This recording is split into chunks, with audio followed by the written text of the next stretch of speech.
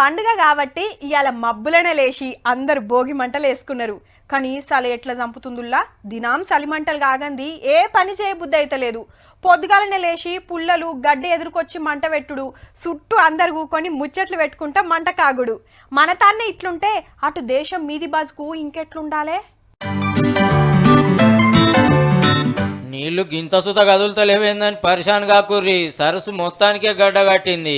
అవు భూమి మీద స్వర్గం అని పేరు పోయిన కాశ్మీర్ లో చలికి సుక్కలు చూస్తున్నారు పబ్లిక్. దాల్ సరస్సు గడ్డ కడితే టూరిస్టులను దోలుకపోయే శిఖర బోట్లు నడిపేటోళ్ళ తిప్పలు చూడుర్రి. తెడ్డుతోని మంచును వలగొట్టుకుంటా పడవని ముంగడికి పోనిస్తున్నారు.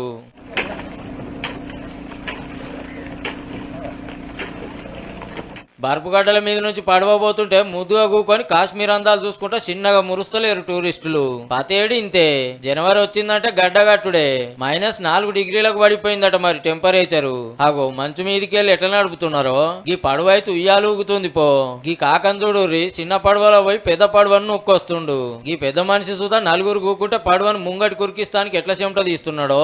సరస్సులు ఇట్లుంటిగా బయట టేబుల్ మీద చూడుర్రి మంచి ఎట్లా కురిసిందో. ఇటు కార్ల మీద అటు మైదానంలో సుధా మంచే. ఇంత సలిల సుత కాశ్మీర్ అందాలు చూస్తానికి శీతం మంది పోతున్నారు. అట్లుంటాయి మరి కాశ్మీర్ అందాలు.